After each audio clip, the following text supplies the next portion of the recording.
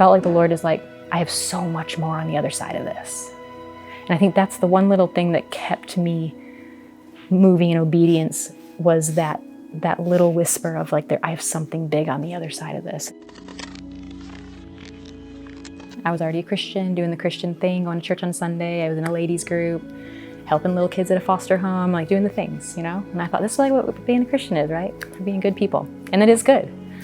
And I go to Africa, hoping maybe I'll help a kid or two, you know? You don't know how that's gonna look.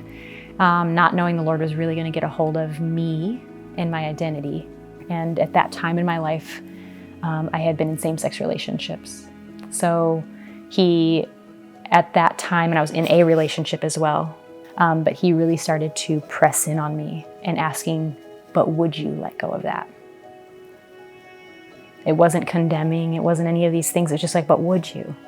Like, would you even put me first over that? And so that took me from that 2 years there, maybe a year and a half of it was strictly spent in walking that out in obedience. And it was messy and it was hard. And I think the Lord needed a whole lot more bottles to catch those kind of tears. You know, you're just like, we don't have no bottles for this. But really trying to just walk that out in obedience, whatever that meant each day. And trying to trust him, even though you didn't understand what that would mean for your future. As hard as it was, the Lord brought some incredible people around me. Like, I'm in a very, very foreign place.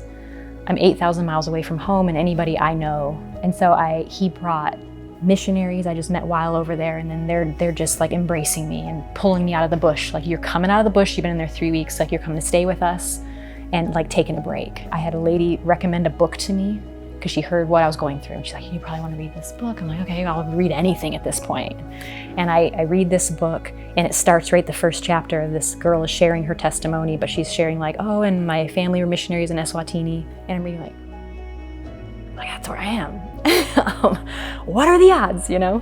So I'm just reading this book, and it's this young woman who the Lord was calling her out of the LGBT lifestyle as well. As I read that, I felt so moved to just thank her in email, like just to say thank you for making me feel less alone. And I just sent that email, and from that point on, she's like, my parents still live there, they have an extra room if you ever wanna, like, so they are close, like I'm a close friend with her mother.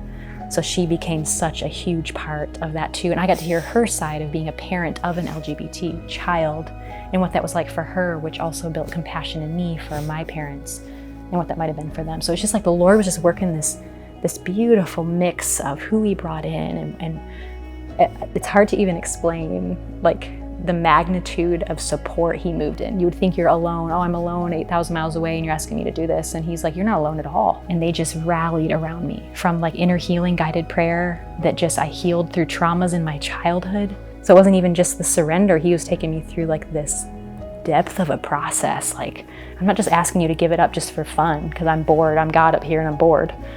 It was like, trust me, I'm doing something here. And it's much bigger than just giving it up because I said so. That's not God.